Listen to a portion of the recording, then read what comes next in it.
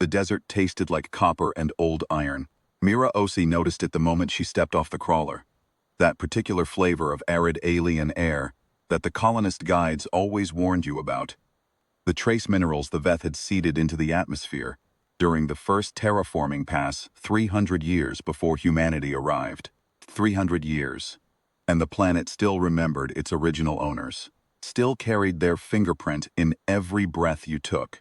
She pulled the rebreather down around her neck and let the raw air hit her. Some of the other relief workers kept the mask on. Mira never did. She figured, if the planet was going to kill her, it might as well do it honest. See. Commander Reyes leaned out the crawler hatch, his face half-shadow. Briefing in 10, I know. She didn't move. Just stood there looking at the ridge line. At the way the two suns sat low and close together on the horizon. Like a pair of eyes belonging to something enormous and patient. She'd been on Koresh 9 for 11 months. In that time, she had learned exactly 3 words of Veth Prime. The greeting, the farewell, and the word for hunger. She'd learned that last one by accident. Crouched in the rubble of the Kashari district, after the Veth artillery had walked through it. Listening to a child she couldn't see cry out in a language she couldn't speak. And she'd looked it up afterward because she needed to know. Needed to give the sound a meaning she could carry. The word was shovel. She still heard it sometimes when she was falling asleep. Inside the crawler, 8 people sat in a tight circle around a holographic terrain map. Reyes clicked through the sectors. The usual faces. Henriksen from Logistics, Dr. Harash with his perpetual exhausted squint. 3 UN field officers, whose names Mira was still learning. And Sujin Han, the xenolinguist, who sat very still with her hands folded and watched the map rotate with the expression of someone reading a sentence they wished they could unread.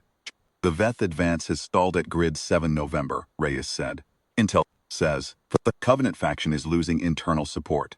There are 3 Veth civilians, 2 adults, 1 juvenile, confirmed sheltering in the ruins of the water reclamation station at Sector 4.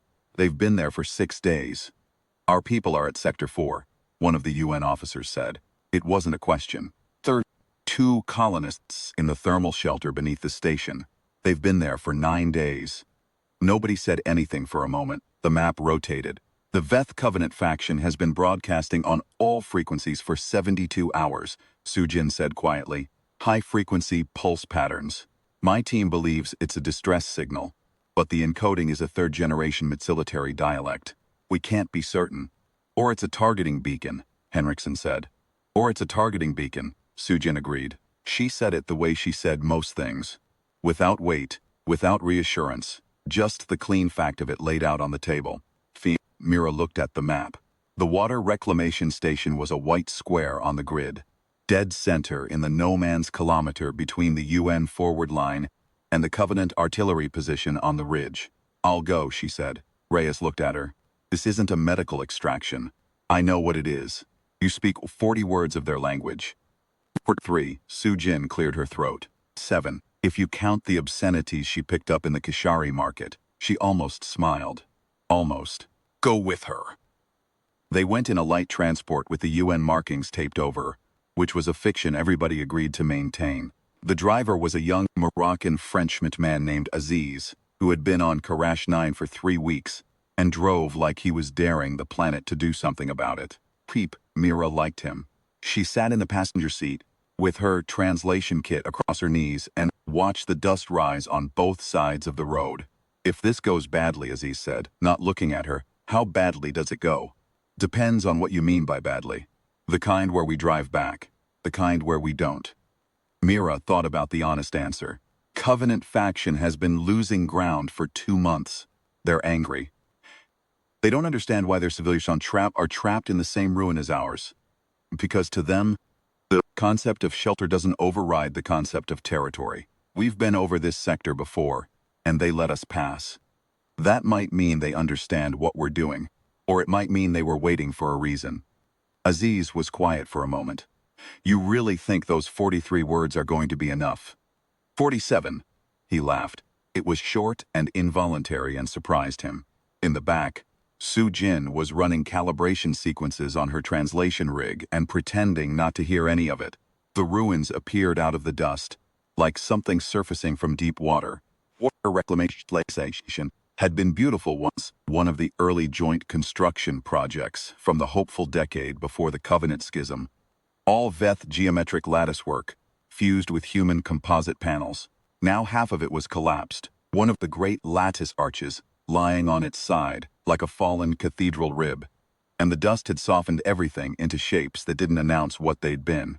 Aziz stopped the transport 200 meters out. "This is where I stay," he said. "This is where you stay," Mira confirmed. She looked at him. He was 24 years old, and trying hard not to show that his hands were shaking. She put her hand over his on the wheel for a moment. Just a moment. Just the weight of it. And then she got out. The Veth smelled like rain before rain came. Every colonist knew that smell.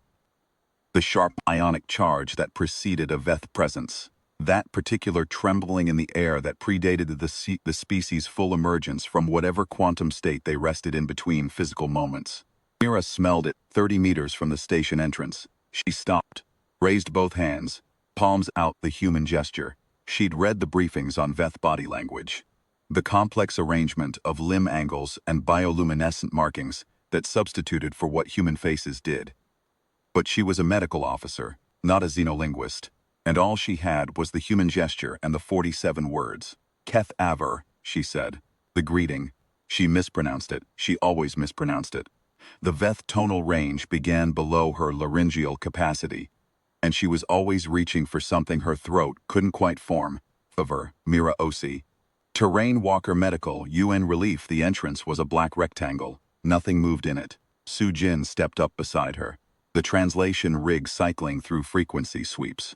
"I've got biometric signatures," she said softly. 3 Veth. Subsurface chamber to our left. They're aware of us. I know. Mira took 2 more steps forward. The human shelter? Below them. 2 signatures. All alive. She exhaled.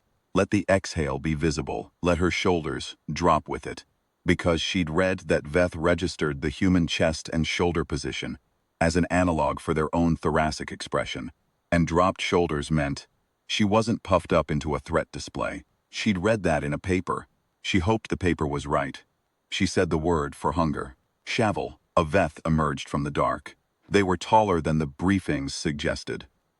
Always taller in person. Their limbs arranged in that bilateral symmetry that was almost human. And therefore, somehow, more unsettling than something utterly alien would have been. The bioluminescence ran in strips along the forearm segments, currently cold and dim, which Su Jin had explained was the Veth equivalent of a neutral face. The Covenant military markings, etched geometric patterns in the carapace, were clearly visible on the upper thorax. Mira didn't move, kept her hands up, kept her shoulders down, kept breathing. The Veth said something. Su Jin's rig translated it as a 61% confidence fragment. "Territory question you claim, no claim," Mira said. She pointed down through the floor.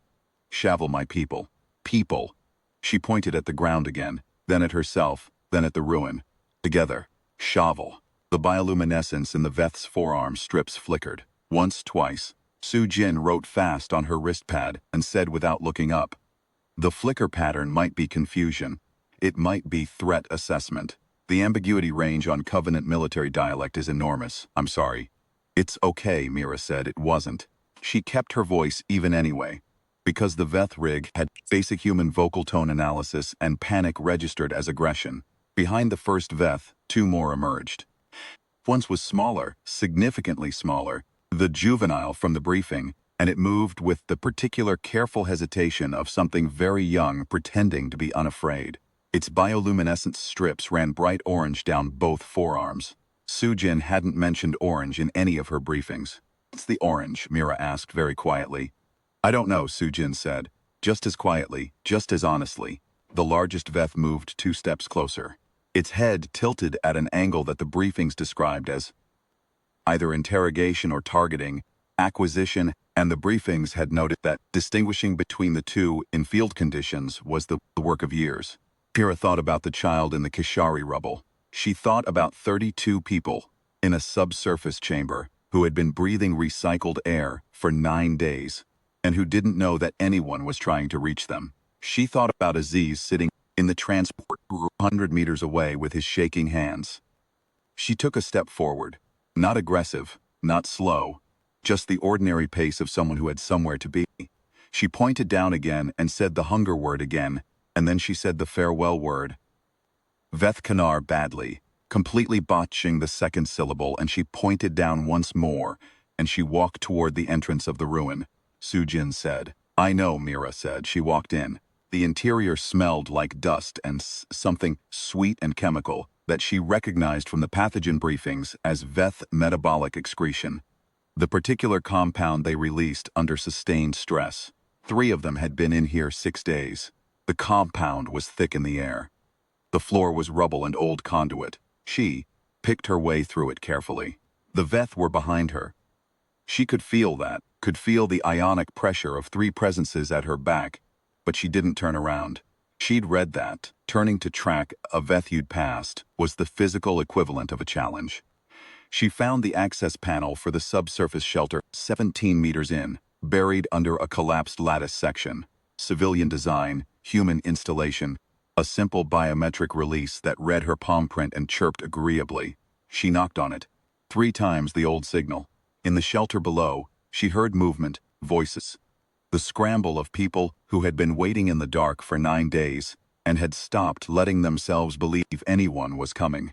It's Mira Osi UN Medical, she said to the floor. I'm getting you out. She heard someone start to cry. She didn't look away from the panel. The bioluminescence changed behind her. She felt it before she saw it. The ionic signature shifting, the air going a different kind of tight. She turned slowly. The largest Veth had moved to within 4 meters, and its forearm strips were blazing now, full saturation, a deep violet white that she had no briefing context for at all. Sujin stepped in from the entrance, her translation rig cycling furiously. I'm getting fragments. The deep violet is in the morning registers, Mira. It might be. The juvenile made a sound, high, rapid, a tonal pattern that the rig couldn't process fast enough. It stepped forward, past the large Veth, and it crouched down next to the access panel, and it put both of its small, bioluminescent hands against the floor. The orange strips on its arms were blazing. Sujin stopped talking. She stared at the juvenile Veth, crouched beside the human access panel, with its palms pressed to the floor. Then she said very quietly, I think orange is grief. There was a Veth child on the other side of this floor. There were human children in the chamber below it.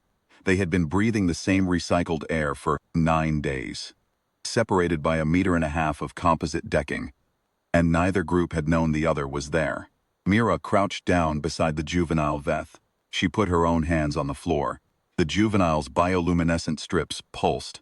One pulse, steady, and then it went dim, and it looked at her with its sensor organs, in a way that she'd been told meant nothing physiologically comparable to human looking, but which felt, in the rubble and the dim light and the thick chemical weight of 6 days of stress, like being seen. She said the word for hunger. Softly, not as a translation this time, just as a word. The juvenile Veth made a sound that Sujin later described, in her field notes, as the closest phonetic equivalent to a human exhale she had ever recorded from a Veth subject in any register. It might mean nothing. It might mean everything. Sujin wrote it down precisely because she didn't know. Mira opened the access panel. The humans came up dirty and blinking. 32 people, as listed. Families, mostly, 2 elderly men who'd been part of the original terraforming survey, and who moved with the slow deliberateness of people who had decided to stop being afraid of things. 7 children, ranging in age from 18 months to 11 years. The eldest Veth watched all of it. The violet in its strips had faded. The strips were cold and dark now, which Sujin said was the neutral register, and Mira had decided to believe her. The juvenile stayed where it was, crouched, watching the children come up through the panel. One of the human children, a girl, 7 years old, named Dessa, whose mother Mira had treated twice in the past 3 months, stopped at the top of the ladder and looked at the juvenile Veth at close range for the first time. Dessa's mother reached for her. Dessa didn't move. The juvenile Veth's orange strips blazed one more time. Then it sat back on its haunches and made a sound, a short descending tonal pattern, and looked away. What was that? Dessa's mother asked. Her voice was controlled. She was working hard. I don't know, Sujin said. But she wrote it down. Every syllable of it, carefully, In the notation, she'd developed over 4 years of fieldwork and 300 reference papers, and a kind of fierce, stubborn faith that if she wrote down enough of what she didn't understand, eventually the understanding would come. The large Veth let them go. That was the thing Mira kept turning over afterward. It wasn't a negotiation. There was no trade, no protocol invoked. The Veth Covenant soldier with the military markings etched into its carapace simply stepped aside and let 32 human civilians and 2 human field officers walk out of the ruin and into the afternoon light. Aziz had moved the transport closer. He was standing beside it when they came out, and when he saw the column of people, he did something Mira hadn't expected from him. He laughed. That same short, involuntary laugh from the drive-in, and he put both hands over his eyes for a moment like he needed to collect himself. The Veth stood in the entrance and watched them go. Mira was the last human out. She turned at the threshold. The large Veth had its strips dim. The juvenile was at its side, orange faded now to a faint warm gold. The third Veth, the one she hadn't identified, had moved to the entrance and stood in the arch of the collapsed lattice, the alien geometry of the old joint structure framing it against the double sun horizon. Mira raised both hands, palms out, the human gesture, which might mean nothing to them, or might mean whatever they needed it to mean, or might mean something that had no translation in either direction, and existed purely in the space between. Kanar T, she said, badly, both syllables, badly. The juvenile's gold strips pulsed once. She turned and walked toward the transport. The debrief at the forward command was 3 hours and largely unsatisfying, as all the debriefs were. Reyes asked the questions he was required to ask. Mira answered them. Sujin submitted 17 pages of field notation and a supplementary analysis of the juvenile's vocalizations that she flagged as high priority, and that would sit in someone's queue for 6 weeks before anyone with the clearance to act on it read it.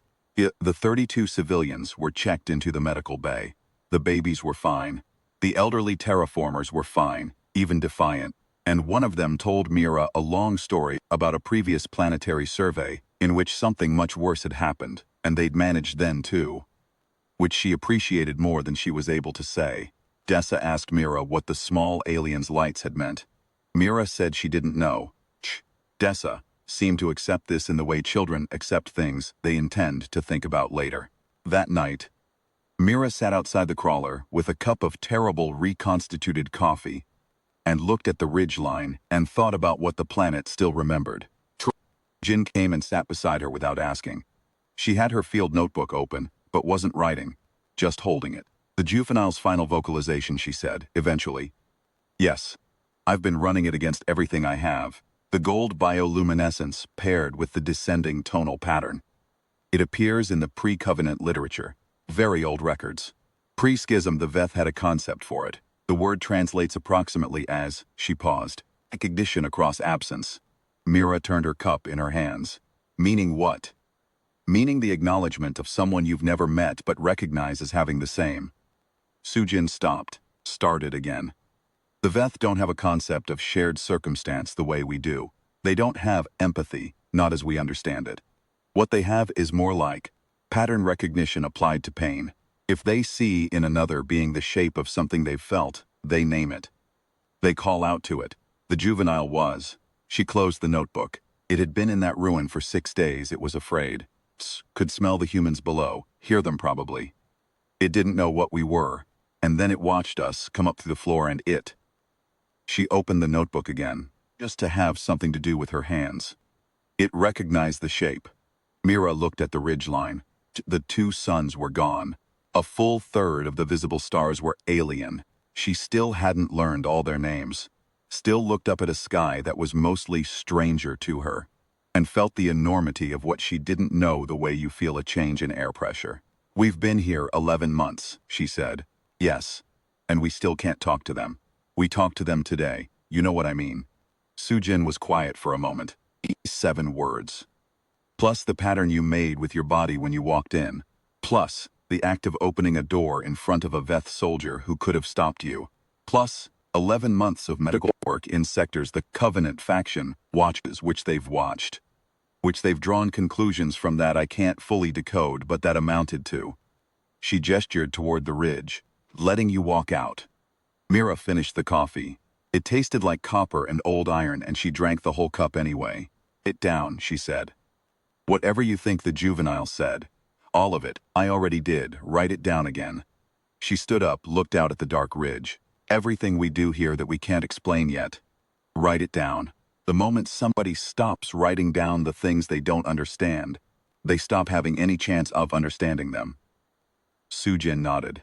She opened her notebook to a fresh page. 3 weeks later, the Covenant faction requested its first formal contact session with UN Relief. Not with the military command. Not with the diplomatic corps that had been trying to establish a channel for 2 years. With UN Relief. With the medical division. With, as the Veth Communications specified in its imperfect translated phrasing, the one who opens doors.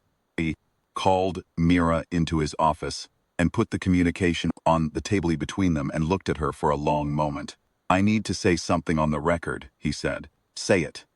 You walked into a Covenant-held position with 43 words of their language. 47. And apparently that was enough." It wasn't the words," she said. "No." He looked at the communication again. "Then what was it?" She thought about the juvenile. About the orange and the gold.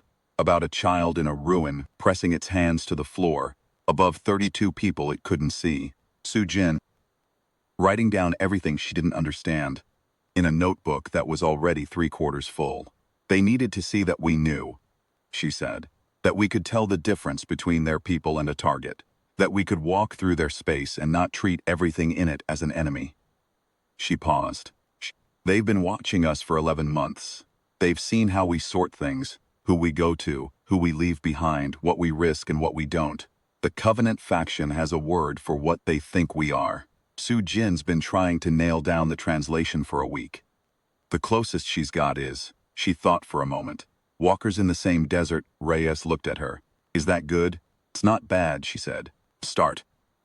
The formal contact session was scheduled for 6 weeks out. In the interim, 3 things happened. Sujin published a 70-page preliminary analysis of the juvenile's vocalizations that upended 4 years of academic consensus on Covenant military dialect, and was immediately flagged by every xenolinguistics department that had access to it.